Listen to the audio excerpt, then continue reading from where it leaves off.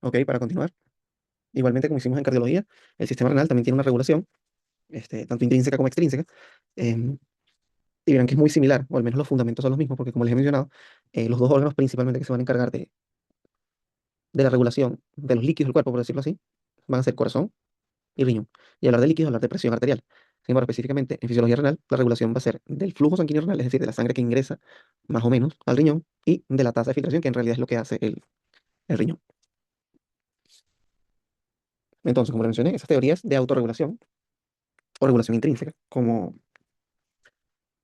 se mencionó en cardiovascular, empecemos con la teoría miogénica, en realidad es exactamente igual, y la retroalimentación tubulo-glomerular.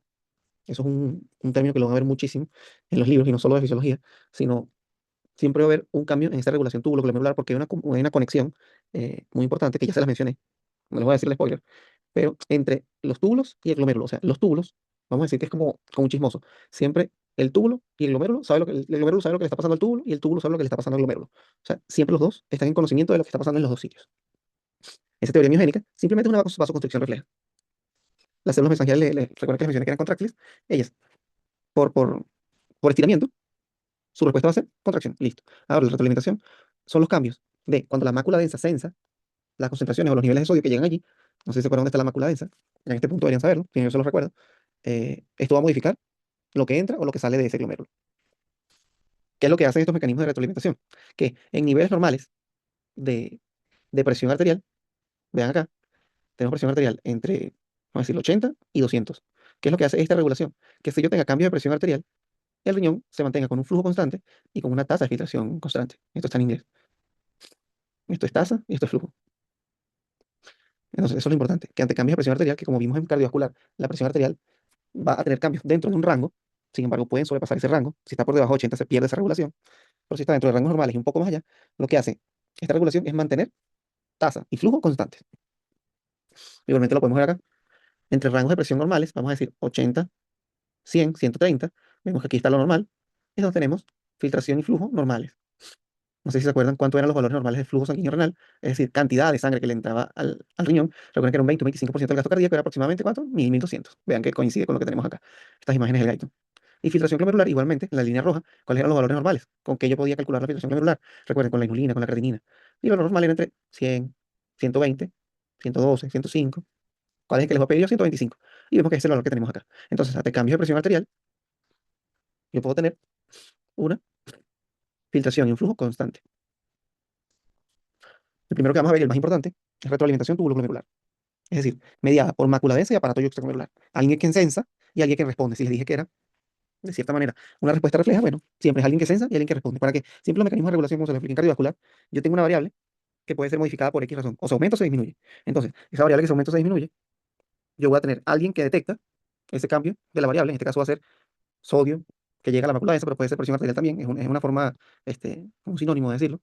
Una variable cambia, alguien lo detecta y se genera una respuesta contraria a la variable, cómo se afectó. Es decir, porque yo siempre voy a tratar de hacer homeostasis, yo siempre voy a tratar de volver a lo normal. Si está muy alta, el cuerpo va a tratar de bajarla, y si está muy baja, el cuerpo va a tratar de subirla. Eso es, así son los mecanismos reflejos en el cuerpo. Entonces, a grandes rasgos, la retroalimentación tubulo-glomerular lo que hace es acoplar cambios de concentración de cloruro de sodio, que en realidad que me importa es el sodio, pero sabemos que cuando hablamos de sodio, en los túbulos, en la sangre, el cloruro siempre va ahí pegadito. E incluso cuando vayan a corregir cloruro y sodio en sus pacientes, generalmente solo van a corregir los dos juntos, porque ¿qué es la solución 09? Solución de cloruro de sodio. Casi siempre van de la mano. Si sea Ringer lactato, cloruro y sodio van de la mano. ¿A nivel de dónde? De la mácula densa. O sea, son esos cambios de cloruro de sodio o de sodio a nivel de la mácula densa, y por eso coloco este slash acá, o túbulo contorneado distal. Recuerden, ¿dónde estaba la mácula densa? En el túbulo distal. La definición ya la vamos a repetir otra vez, aunque ya la vimos en la parte anterior. Esto que me va a generar un control de la resistencia vascular, tanto de arteriola aferente como de arteriola eferente, dependiendo del cambio, ya lo vamos a ver. Y esto me permite regular tasa y flujo. Como les dije, una variable cambia, alguien la sensa y hay una respuesta. Primer ejemplo, cae el cloruro de sodio, o como lo van a encontrar en algunos libros, es la oferta de sodio. El glomérulo, por eso es retroalimentación túbulo-glomerular. ¿Cuánta oferta de sodio o de cloruro de sodio está dando el glomérulo al túbulo? Porque el túbulo lo sensa. Túbulo contorneado distal, por eso es túbulo glomerular. El túbulo sensa por medio de la mácula densa al cloruro de sodio y responde a nivel de la arteriola aferente y eferente. ¿Dónde estaban esas arteriolas? A nivel del glomérulo, la que entra y la que sale. Entonces, cae el sodio, cae la oferta de sodio, eso genera vasodilatación de la arteriola aferente. Esto es mediado por prostaglandinas. Recuerda que las prostaglandinas son vasodilatadores. Cae el sodio, se vasodilata la arteriola aferente, y ¿esto qué hace? Aumenta el flujo sanguíneo, porque la arteriola aferente es la que le va a llevar sangre al glomérulo. Y el flujo sanguíneo es la cantidad de sangre que entra al riñón, al glomérulo. Esto ocurre en todas las nefronas, recuerden. Y por otra parte, también hay liberación de renina, porque como está cayendo el cloruro de sodio, ¿qué significa que está llegando menos sodio? La mácula densa lo que está leyendo es, ok, hay menos sodio, quiere decir que la persona está recibiendo menos sangre. ¿Y qué es la traducción de que está recibiendo menos sangre? Que está hipotenso. Por eso, llega menos sodio, estoy hipotenso, es caída la presión arterial, se libera renina, se activa el sistema renina-angiotensina-aldosterona, se libera angiotensina, y esto provoca vasoconstricción de la arteriola eferente. Entonces vean cómo genera vasodilatación de una y vasoconstricción de otra. Y si yo abro la que entra y cierro la que, por la que sale, recuerden que era como un sistema de llaves, ya lo vamos a ver más adelante. Pero entonces eso lo que hace es aumentar la presión en el glomérulo. Entonces aumenta el flujo y aumenta la tasa. Todo eso es para qué? Como vamos a ver más adelante, esto es para reabsorber más sodio. Y como estoy hipotenso, el riñón lo que busca es reabsorción de sodio. Perder la menor cantidad de sodio porque tengo menos. Y de esa forma, si la presión está baja, tratar de subirla. Como les digo, hacer la respuesta contraria a lo que está pasando. Aquí recordamos la relación entre el aparato yuxtaglomerular como tal. Y esa relación entre la arteriola aferente y el túbulo distal.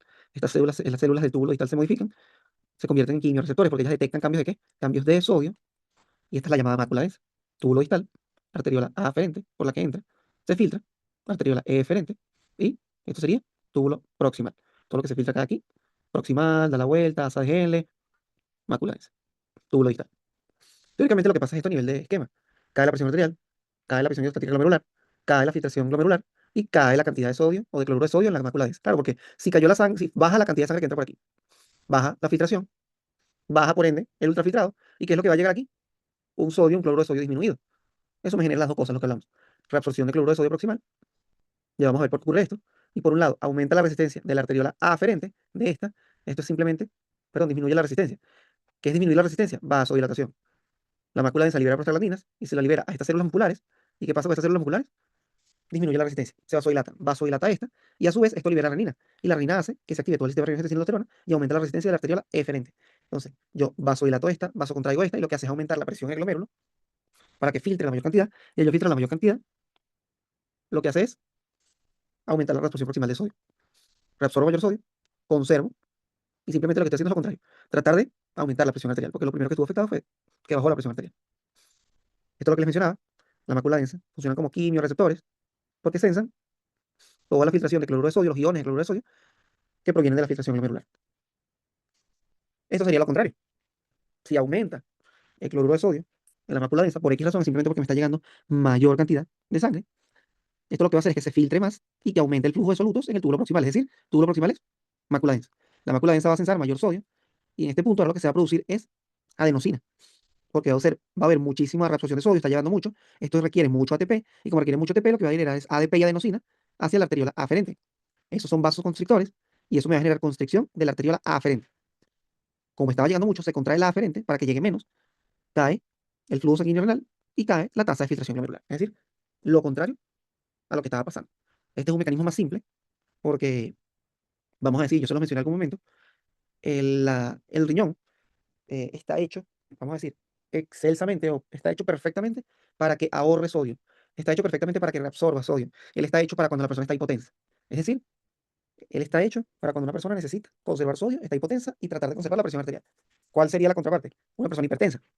¿La hipertensión es un estado fisiológico? No. Por eso el riñón no está hecho para eso. El mecanismo es simple, existe. Esto existe para cuando haya aumentos de presión arterial o aumentos de hipervolemia transitorios, tal vez algún momento de estrés, ejercicio. Y cuando me refiero a estrés, no es estrés de estoy estresado, sino es estrés físico, lucha y huida, activación del simpático, incluso estrés de una cirugía, estrés de una enfermedad, X. Ese tipo de estrés que aumenta, puede aumentar la presión arterial, puede aumentar la volemia. Pero eso es transitorio. La hipertensión arterial es un estado patológico que, como ven, uno de los órganos que son afectados por la hipertensión arterial, uno de los primeros, va a ser el riñón. Existe la nefropatía hipertensiva. Por eso, estos mecanismos, los mecanismos en contra de la hipertensión, en contra de la hipervolemia, no es la especialidad del riñón. Por eso ven que es algo más simple. Ahora hablemos de la autorregulación o la teoría miogénica. Si van a ver, es exactamente igual a la de los vasos sanguíneos. Es lo mismo, porque estos son vasos sanguíneos. Solo que, bueno, se explica rapidito otra vez. ¿Qué pasa? Em, Esta regulación existe porque es la capacidad del vaso a resistirse al estiramiento excesivo durante el aumento de la presión arterial. Como les menciono, cuando yo aumento la presión arterial, cuando yo aumento la volemia, el cuerpo lo que busca más bien es protegerse. Porque ¿qué pasa cuando tienes un capilar tan débil, que no tiene capa muscular? Esto sería el glomérulo, que simplemente lo que tiene es una capita de células planas que permiten el intercambio o que permiten la filtración. Si aumenta la presión arterial y no hay un mecanismo que lo compense antes, ese es el trabajo de las arteriolas y las metarteriolas, soportar los cambios de resistencia, por eso tienen capa muscular, lo que harían simplemente es romperse. Se rompería el capilar y listo, se perdería la anatomía o la función real. Por eso es un mecanismo de protección el cual es este en el riñón, simplemente hay aumento de la presión arterial, el vaso sanguíneo, como se estira, hay receptores, mecanorreceptores de estiramiento, esto abre canales de calcio, y por ende aumenta las concentraciones intracelulares de calcio. Siempre que entre calcio, hay contracción. Hay vasoconstricción compensatoria, y esto lo que impide es la distensión excesiva de la pared. Es una protección que se encuentra en estas arteriolas. Entonces, lo primero que hace es impide el aumento excesivo de flujo sanguíneo renal y tasa de filtración glomerular ante un aumento de presión arterial, manteniendo de esta forma flujo sanguíneo y tasa de filtración glomerular relativamente constantes. Es decir, parte de lo que ayuda aquí para que cuando aumente aquí la presión arterial, el flujo y la tasa se mantengan. Obviamente llega un punto, 150, que ya el riñón no tiene la capacidad compensatoria. Igualmente acá, cuando empieza a aumentar, lo que hace que se mantenga estable tanto el flujo como la tasa es esa teoría miogénica, que trata de impedir la distensión excesiva. Sin embargo, hay un punto donde se pierde, como todo en el cuerpo. El riñón no está hecho para soportar esas presiones arteriales tan altas. Imagínense eso todos los días de por vida en una persona que no toma el tratamiento hipertensivo. Chao, riñón. Esto lo que hace es proteger el riñón de lesiones inducidas por hipertensión, atenuando la transmisión del aumento de presión arterial a los capilares glomerulares, lo que les acabo de mencionar. Hay aumento de presión y eso trata de impedir el cuerpo del riñón de que llegue hacia los capilares porque los rompería. Vean este juego porque este es un juego de presiones entre la arteriola aferente y la deferente. Creo que esto ya lo habían visto, yo lo puse en la otra, pero es que es igualito, lo puse en otras imágenes, pero es lo mismo. Esto sería todo normal, las dos arteriolas abiertas. ¿Qué pasa si yo disminuyo la que le llega sangre? Le llega menos, cae la presión del capilar glomerular. Por ende, cae el flujo y cae la tasa, porque le está llegando menos sangre. Pero como no estoy modificando, aquí la fracción es igual. ¿Qué pasa si contraigo las dos? Cae el flujo, cae la tasa porque está llegando menos, está cayendo la presión. Sin embargo, como contraigo también esta, la fracción de filtración aumenta. Porque ¿qué pasa? Si yo cierro aquí, al yo aumentar la presión aquí, cae, pero no tanto. Y esto es importante porque esto es lo que pasa normalmente en el cuerpo. Es una paradoja. Al yo tumbar tanto el flujo y la tasa, esto lo que me genera es que la fracción está aumentada. Ya van a ver esto, se los voy a tener en una fórmula más adelante, pero es paradójico que como caen las dos y como se cierran las dos, pero como cae más esta que esta, eso hace que aumente la tasa. La fracción de filtración es aumentada. Y eso ocurre en el cuerpo. Esta en parte también es por esto, pero es para explicar que yo, por ejemplo, cuando contraigo esta, como yo impido que salga el líquido, lo que está aumentando es la presión acá. Y al yo aumentar la presión acá, lo que hace es que la tasa incrementa. Y la fracción de filtración incrementa muchísimo, porque como estoy comprimiendo aquí, la presión aquí, véanlo con una manguera que se le hizo un bulto. Aquí está la presión aumentada. Y si esto es un filtro, esto es un colador aquí que tiene huecos, que ese es el glomérulo, ¿qué va a pasar? Si yo cierro aquí, no que cierra completamente, pues le disminuyo el calibre. Empieza a filtrar más por aquí. Y eso es a lo que se refiere, que aumenta la tasa y aumenta la fracción de filtración. Eso lo vamos a ver mejor cuando veamos acá la regulación extrínseca. Ya van a ver por qué. En realidad, la regulación extrínseca, le coloco intrínseca extrínseca porque van de la mano los dos. Es el sistema renina-angiotensina-aldosterona. Es estimulado por, en realidad, el sistema nervioso también. Porque ¿cuáles van a ser los estímulos para que se active ese sistema? Son tres y no se les debe olvidar nunca. Número uno, los mecanorreceptores de la arteriola aferente. Es decir, directamente en la arteriola aferente, que es esta que tenemos acá, cuando ella, vamos a decir, se colapsa, como está acá, y esto pasa cuando estoy hipotenso, esos mecanorreceptores detectan y automáticamente hacen que se libere renina. Número uno. Vean que cuando el vaso está lleno completamente, una persona que esté o normotensa o hipertensa, se va a inhibir la liberación de renina. Pero una persona que tenga caída de la presión arterial, se estimula la liberación de renina porque hay mecanorreceptores aquí en la pared que responden a ese colapso, vamos a decirlo, de la arteriola aferente. Número dos, simplemente por estímulo beta 1 antihipotensión, por estimulación simpática beta 1. Siempre que estemos en hipotensión, se va a activar el sistema simpático. Entonces, el sistema simpático tiene receptores beta 1 a nivel de las células extraglomerulares para liberar renina. Punto. Entonces, ya vemos que en hipotensión se va a activar de dos maneras. Y la última sería la regulación tubuloglomerular, que como vimos acá, era esto. Y entonces, ¿en qué contexto se activaba? Cuando hay caída de la presión arterial. Y cuando hay caída de la presión arterial, es que estoy en hipotensión. Entonces ven cómo el riñón es perfectamente hecho para proteger ante la hipotensión arterial. Como el sistema renina-angiotensina-aldosterona está hecho para la hipotensión arterial. Actúa siempre y por medio de tres estímulos, tanto por los mecanorreceptores, por estimulación simpática como por regulación. Es decir, si una falla, renina se va a liberar siempre. Por eso, como les digo, el, el cuerpo está hecho, o el riñón está hecho para tratar de evitar que ocurra la hipotensión. El cuerpo no está hecho para la hipertensión. Y vean que justo dos de los grupos farmacológicos más importantes que usamos todos los días en contra de la hipertensión es bloqueo del sistema renina-angiotensina-aldosterona. Los inhibidores de la angiotensina 2 o los antagonistas del receptor de aldosterona, que son los ARA2 y los IECA, captopril y los sartán, cadesartán, todos esos grupos van acá. Porque el riñón, así está hipertenso. Hay una de las fisiopatologías de la hipertensión arterial que lo van a ver el año que viene en fisiopatología, que es por sobreestimulación del sistema renina-angiotensina-aldosterona. El paciente está todo el día reabsorbiendo sodio, porque para el riñón no le está llegando sangre. Para el riñón, imagínense que tiene unas gringolas como los caballos, y él solo ve hipotensión, hipotensión, hipotensión, hipotensión, pero en realidad lo que está pasando en el cuerpo es hipertensión, porque lo que hace es reabsorber sodio, reabsorber sodio. Ese es un ejemplo para que vean cómo un mismo mecanismo de regulación me termina dañando la salud. Pero bueno, volviendo al tema, sistema regente de aldosterona, son tres estímulos: mecanorreceptores, estimulación simpática y regulación tubuloglomerular. Este sería el esquema más grande de cada uno, ya vamos a ver qué hace cada uno. La estimulación simpática, o los mecanorreceptores, o la regulación, lo que va a hacer al nivel de las células yuxtaglomerulares, es que se libere renina, que en realidad lo que lo está generando es una hipoperfusión renal. Eso estimula la liberación de renina por el riñón. Se libera la renina, y la renina se va a encontrar en el plasma con algo que se llama el angiotensinógeno, una hormona proteica que estuvo liberada por el hígado. El hígado todo el día va a estar produciendo angiotensinógeno. Y eso va a estar dando vueltas por el cuerpo. El angiotensinógeno está en el plasma, pero lo produjo el hígado. Se encuentra con la renina, y la renina es una hormona enzimática también, que lo que va a hacer es clivar la molécula angiotensinógeno y convertirla en angiotensina 1. La angiotensina 1, ahora en plasma también, se va a dirigir a los pulmones, pero también en el parénquima renal.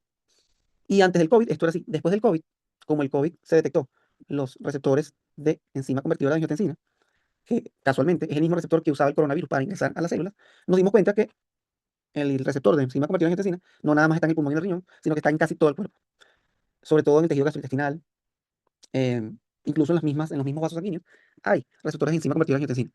Esto se dieron cuenta gracias al COVID, porque el COVID usaba ese receptor. Sin embargo, se sigue diciendo que donde está mayor concentrado y donde ocurre principalmente, si alguna vez le preguntan dónde se convierte la angiotensina 1, angiotensina 2, te van a decir en el pulmón. Pero sepan que también hay receptores en el riñón, también hay receptores gastrointestinales, también hay receptores, casi que todo el cuerpo hay receptores. Pero por eso aquí se pone en el pulmón, porque así fue como donde se descubrió y donde hay la mayor cantidad.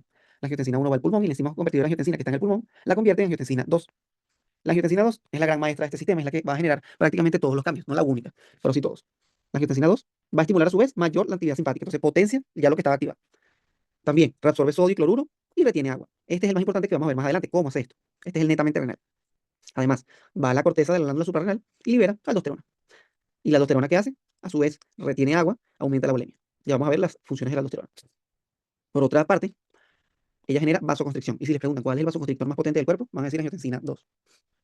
También estimula la hipófisis, o el lóbulo posterior de la hipófisis, eso sería la neurohipófisis, a liberar ADH, o hormona antidiurética, o vasopresina. Y esta va a estimular allá en el conducto colector absorción de agua. Entonces reabsorbo agua, genero vasoconstricción, reabsorbo sodio y agua, aumento la actividad simpática. ¿Cuál es la finalidad de todo esto? Retener agua y aumentar la bulimia. Y por ende, aumentar la presión arterial, que es contrarrestar lo primero que se estaba generando. Si había hipoperfusión e hipotensión, con la finalidad de todo esto es generar retención de agua, aumentar la bulimia y aumentar la presión arterial. Lo contrario a lo que pasó. Entonces, la angiotensina 2 actúa tanto en los vasos como en el glomérulo. Son las dos funciones más importantes. Yo se las puse aquí todas, pero estas son las dos más importantes. Angiotensina, tensa los vasos sanguíneos. Vasoconstrictor. El vasoconstrictor es el más potente y además, en los receptores renales, va a vasocontraer predominantemente la arteriola eferente. Nunca se les olvide eso. Va a contraer predominantemente la arteriola eferente. Es decir, va a generar esto. Va a contraer predominantemente la arteriola eferente. ¿Por qué? Porque esto es así. Eso está hecho así. Se descubrió que está hecho así, que funciona así. Y ya van a ver por qué. Cuando cae el volumen circulante, cae la presión, cae el flujo, se libera renina. La renina estimula la angiotensina 2 por todo lo que les expliqué. Y va a contraer todos los vasos sanguíneos, porque es un vasoconstrictor, lo mismo, ¿verdad? Pero va a contraer predominantemente la arteriola eferente. Al yo contraer más esta que esta, se va a generar esto que está acá. Yo contraigo más la eferente que la aferente. Al yo contraer más esta que esta, obviamente va a disminuir el flujo, pero al yo contraer esta, la tasa cae menos, porque si yo contraigo esta, que fue lo que vimos acá, que fue lo que les expliqué, aumenta la presión aquí. Entonces, el flujo cae porque está contraída esta arteria. Ella contrae esta, pero esta la contrae más que esta. Cae el flujo, pero la tasa, vean aquí cómo se lo pongo gráficamente, la tasa no cae tanto, la flecha es más flaquita que esta. ¿Por qué la tasa no cae tanto? Porque está contraído más esta que esta, y por ende aquí aumenta la presión. Entonces, como cae el flujo más que la tasa, y esto es una relación, esto es una fracción, y si el denominador es más pequeño, si es más, si le cae más, quiere decir que es más pequeño. Esto sería un 2 y esto sería un 8. O sea, si le ponemos número. Si este es más pequeño que este, el número va a ser mayor. ¿Por qué? Porque lo estoy dividiendo en menos partes. Vean esto como una división. Si yo divido 10 entre 2, me da 5. Pero si yo divido 10 entre 5, me da 2. ¿Me entienden? Si este número es más pequeño que el de arriba, esto va a ser más grande, porque estoy dividiendo el número en menos partes. Por eso la fracción de filtración aumenta. Es netamente matemático. Por eso aquí, si yo contraigo más este que este, si yo contraigo más este que este, la fracción de filtración queda muy incrementada. Y eso es lo que está buscando el cuerpo. Por eso es así. Por eso la angiotensina contrae predominantemente la arteriola eferente. Esto simplemente porque tiene más receptores, punto. Y esto es lo que ocurre. Si yo contraigo más aquí que aquí, yo lo que hago es aumentar la tasa de filtración. Pasa mayor cantidad de soluto, mayor cantidad de líquido, de líquido, de líquido, de líquido. Y yo lo que hago es concentrar lo que sale por aquí. Si esto era arteriola eferente, estos van a ser vasos o capilares peritubulares. Entonces, al yo tener esto muy concentrado, por ósmosis, ¿qué va a pasar? Voy a reabsorber mayor cantidad de agua. Entonces vean que esa es la finalidad de lo que hace el riñón. Cuando se estima el sistema de angiotensina aldosterona, la angiotensina lo que hace es contraer más esta que esta, para que se concentre más los capilares peritubulares, para que cuando pasen al lado de los túbulos, reabsorba con mayor rapidez y con mayor fuerza todo el agua y los solutos que se encuentran acá. Esa es la finalidad de contraer más la eferente que la aferente. Yo siempre les coloco estas imágenes aquí. Si contraigo más esta que esta, yo voy a filtrar más acá porque la fracción de filtración aumenta, pasa mayor cantidad de agua, pero aquí se concentra, queda concentrado. Vean cómo lo grafico acá. Al quedar esto más concentrado, ¿qué va a pasar? Por ósmosis, esto aquí ocurre por ósmosis, a nivel del túbulo que toque, ¿qué va a pasar? Se reabsorbe con mayor fuerza, mayor avidez, y esto lo que hace es que se favorezca esa reabsorción isosmótica, porque aquí va a estar más concentrado. Obviamente isosmótica a un capilar peritubular que ahora va a estar más concentrado. Entonces, la angiotensina 2, todo esto lo que les quiero explicar es que aumenta la fracción de filtración, explicado por esta imagen. Genera una diferencia de presiones que favorece la reabsorción isosmótica, y esto lo que hace es mantener el balance de agua ante una disminución de la volemia, o una deshidratación, o una hipotensión. ¿Cuáles son sus funciones? Las que hablamos ahorita. Vasocontraer el aferente y el eferente, más acción en el eferente, disminuye la presión hidrostática del capilar peritubular, aumenta la presión cótica en el capilar peritubular, recuerden que es este. Disminuye la hidrostática porque, obvio, todo el agua está aquí en los túbulos. Y en el capilar, más bien va a quedar muy concentrado. Aumenta la presión oncótica en el capilar peritubular. Entonces, aquí tengo mucho líquido y aquí mucho soluto, se reabsorbe más rápido. Por eso favorece la reabsorción isosmótica. Esto va a pasar sobre todo en el túbulo proximal. Ahora, recuerden que la angiotensina activaba también en la corteza suprarrenal a la aldosterona. ¿En qué capa de la, de la corteza suprarrenal? Recuerden que la corteza tiene tres capas: la zona glomerulosa, la zona fascicular y la zona reticular, y cada una libera algo. Les voy a dar tarea en qué capa se libera cada una.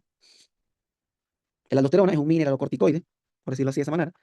Recuerden que los dos importantes son el glucocorticoide, que es el cortisol, y el mineralocorticoide, que es la aldosterona. Bueno, cada uno se libera en una capa. Busquen eso. La aldosterona va a tener acción sobre todo a nivel de los túbulos distales. Ella se encarga de reabsorber ese último 5% en el túbulo distal. Además de reabsorber sodio, estimula la secreción de potasio, y de esta manera regula tanto la hemostasis del sal, del volumen y de los niveles de potasio. El control fino del potasio lo va a hacer la aldosterona. ¿De qué manera lo hace? Lo hace de dos maneras.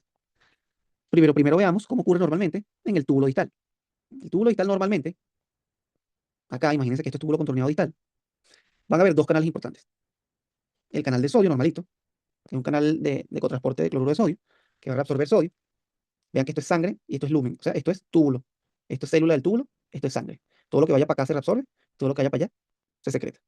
Entonces, si vemos aquí, voy a tener normalmente que esta célula reabsorbe sodio por este canal. Este canal se le conoce como canal ENaC, canal de reabsorción de sodio, y va a tener un canal que secreta o elimina potasio, que es el ROMK. Estos son los dos nombres de los canales, el ENaC y el ROMK. Esto nada más se encuentra en los túbulos distales. La aldosterona, sus efectos van a ocurrir a nivel de estos dos transportadores o estos dos canales. Entonces, es capaz tanto de incrementar los canales ENaC como de expresar o aumentar la expresión de los canales ROMK. Por ende, permite que se reabsorba sodio y se secrete potasio. ¿Esto es por qué?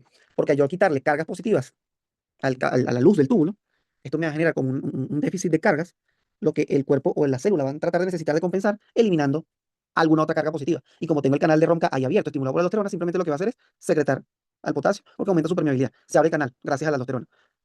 Entonces, estimulo al ENaC, estimulo al ROMK, reabsorbo sodio y secreto potasio. Por eso se dice que la aldosterona es una hormona caliurética, porque ella elimina potasio, pero si yo lo estoy eliminando de acá, de la sangre, es hipocalemiante, porque yo disminuyo la cantidad de potasio en sangre, es hipocalemiante, pero como lo elimino a la orina, es caliurética. Siempre tengan en cuenta este juego de sufijos y prefijos. Hipocalemia, baja el potasio. También se le puede decir hipopotasemia, a mí no me gusta. Y caliurética, urético, es todo lo que se elimine en la diuresis, pues, úresis, en la orina. Entonces, es hipocalemiante y caliurética. Ahora, recuerden que también teníamos otra hormona, que era la hormona antidiurética, la ADH o vasopresina. La angiotensina 2 es uno de los estimulantes, lo vimos acá. La angiotensina estimulaba la hipófisis posterior, la neurohipófisis, a liberar ADH. Pero también hay otro efecto para liberarla, que es que aumente la osmolaridad en la sangre. Pero vean que es lo mismo. ¿Qué significa que una persona tiene la osmolaridad aumentada? Que está deshidratada. Y si está deshidratada, ¿qué va a estar? Hipotenso. Punto. Esto va a actuar sobre los núcleos en el hipotálamo, serían los núcleos paraventricular y supraóptico, son los dos núcleos, para que estas neuronas magnocelulares que están acá, porque son magnocelulares, porque son neuronas grandes, magno, siempre todas las hormonas de la neurohipófisis, nunca se les olvide. La adenohipófisis sí produce hormonas, que son las hormonas, la prolactina, todas las que vemos en endocrino. Hormona de crecimiento, somatotropina, vaina, este, FSH, LH, las hormonas gonadales, hormona liberadora de corticotropina, todas esas, ACTH, todas se liberan acá propiamente. Pero en la neurohipófisis no libera como tal, no se producen las hormonas. Las hormonas se producen en el hipotálamo, viajan por medio de estas fibras nerviosas y se liberan a nivel de la neurohipófisis. O sea, la neurohipófisis no produce hormonas, ellas se producen en el hipotálamo. Generalmente, específicamente las angiotensinas 2 se producen en los núcleos paraópticos y supraventricular y se liberan a nivel de la neurohipófisis. ¿Cuál es el otro estímulo? Bueno, que caiga la presión arterial del volumen circulante. ¿Cuáles son los dos vasoreceptores que tenemos aquí? Los vasoreceptores del callado aórtico y los receptores de la bifurcación de las carótidas, el glomo carotidio. Esto me estimula el tracto solitario, recuerden que vimos todo esto en cardiovascular, y igualmente va a estimular. Entonces tengo hipotensión, angiotensina 2, que me lo libera el riñón porque estoy hipotenso, y aumenta la osmolaridad de sangre porque estoy deshidratado. Todo eso hace que se libere ADH a nivel de la neurohipófisis, y va a tener sus dos funciones importantes. Número uno, su receptor B1. Recuerden, como les dije, la ADH tiene dos funciones y son sus dos nombres: vasopresina, vasoconstricción. Por su receptor B1 genera vasoconstricción. Y su otra función es antidiuresis, antidiurética. Va al riñón y va a generar reabsorción de sodio, o sea, no orina. ¿Cuáles son los estímulos del ADH? Que aumente la osmolaridad, que disminuya la bulimia, que disminuya la presión arterial, las náuseas, mucho tiempo de pie, morfina y nicotina. Vean que hay otros tipos de estimulantes del ADH. ¿Cuáles son los que me importan a mí? Bueno, que aumente la osmolaridad, que caiga la bulimia, que disminuya la presión arterial. Ahora, ¿qué me inhibe la ADH? Eso es muy importante, porque es curioso. Que caiga, que haya la osmolaridad, que esté disminuida, o sea, que más bien esté muy hidratado, que aumente la bulimia, que aumente la presión arterial, y el alcohol y el frío. Y eso es importante lo que tenemos aquí, creo que ya se los había dicho. Si nosotros estamos tomando birra en un lugar frío, vamos a ir más al baño. Es porque se inhibe la ADH. El alcohol y el frío inhiben a estas neuronas del hipotálamo. Así como también desinhibe y aumenta la liberación de GABA, y por eso es desinhibidor, y por eso uno pierde todo lo que pierde cuando, o puedes estar somnoliento cuando bebes. A nivel cerebral, bueno, también inhibe las neuronas del sistema magnocelular de los núcleos supraópticos y paraventriculares del hipotálamo, y por eso se inhibe la ADH y por eso orinamos mucho. Esta le entienden un poquito más. O sea, si yo se lo explico antes de ver lo de Victoria, no entienden nada. Cuando ven lo de Victoria y vuelven a esta lámina, entienden mejor. Porque yo no he hablado nada sobre los túbulos. Pero ¿cuál es la función de la DH a nivel de los túbulos? La función de la DH es muy, muy, muy, muy estricta a nivel de los túbulos. Genera vasoconstricción, ese ya lo vimos, ese es fácil, pero también genera inserción de acuaporinas en los túbulos. Es decir, aumenta la síntesis de acuaporina 2 en los túbulos. Y los túbulos, ¿qué es lo que se hace? Reabsorber agua. Y esa reabsorción de agua es permitida por el mecanismo de contracorriente. Que si yo tengo una médula renal bien concentrada, en el momento que yo inserto una acuaporina y la abro, eso permite que, como yo tengo una osmolaridad aumentada en la médula, entre agua como perro por su casa, como dicen, con una mayor avidez, con mayor fuerza, porque está muy concentrado. Entonces yo necesito que exista un mecanismo de contracorriente que me genere una médula hiperosmolar, hiperconcentrada, para que cuando la DH venga e inserte vesículas de acuaporina, yo reabsorbo agua y listo.